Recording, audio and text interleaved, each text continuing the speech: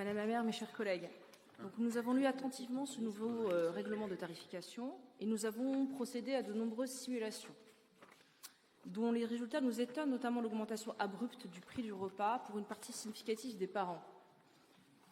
45% des familles verront le prix du repas augmenter et 22% des familles paieront le repas au prix plafond, soit 6,90 €. Ainsi, d'après nos calculs, il faudra payer 6,90 € par enfant par repas à partir d'un coefficient familial égal ou supérieur à 1 731 €. Ce prix de 6,90 € soulève deux questions.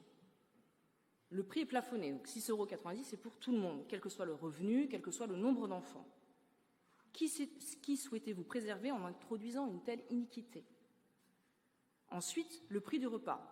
Je reprends ce coefficient de 1 731 € et nous l'avons appliqué à des simulateurs dans d'autres villes. Strasbourg, 6,30 €, Grenoble, 6,23 €, Nantes, 5,77 €, Brest, 5,36 €, Paris, 4,61 € et Lille, 3,14 €. Comment justifiez-vous une telle différence pour un même coefficient familial? Donc, selon nos calculs, les familles seront impactées par l'augmentation du prix de la cantine dès lors qu'elles ont un coefficient familial donc de 1 730 €, soit environ, alors évidemment, c'est des simulations, on est sur des choses, même vous l'avez reconnu que ce n'était pas forcément définitif, que nous verrons avec le simulateur ce que ça donne, on est environ sur 4 000 € par mois en couple. Pour 2 enfants, on est loin des 7 900 € qui serait le revenu en couple à partir duquel on serait riche avec 2 enfants de moins de 14 ans, selon l'Observatoire des inégalités.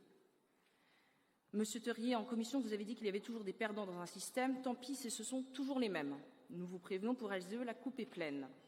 Nous avons souvent évoqué ici le phénomène de relégation des classes moyennes en périphérie de la métropole du fait de la flambée des coûts du logement libre. Qui paie des logements hors de prix, paie des crédits au lourd taux d'intérêt quand ils sont propriétaires, n'ont pas la marge de manœuvre suffisante pour se constituer un apport lorsqu'ils sont locataires, qui paie plein pot toutes les activités extrascolaires de leurs enfants, qui paie des impôts. Ils participent déjà grandement au financement des services publics, ne vous inquiétez pas. Et vous enfoncez le clou en leur demandant de payer la cantine encore plus cher, aussi cher que celles et ceux qui disposent réellement de revenus élevés. Les recettes de la tarification scolaire, c'est donc 4,5 millions d'euros. Pardon pour les chiffres, mais bon. Elles resteront les mêmes en faisant payer plus ceux qui subissent aujourd'hui les charges les plus lourdes. Nous ne croyons pas que ce soit cela la justice sociale. Nous pensons donc qu'il faut revoir ce règlement, à minima en introduisant une règle de calcul qui limite le coût pour les familles ayant plus de 2 enfants scolarisés et en mettant en place des forfaits, comme dans de nombreuses villes, pour les accueils du matin et du soir. Nous nous abstiendrons donc sur cette délibération.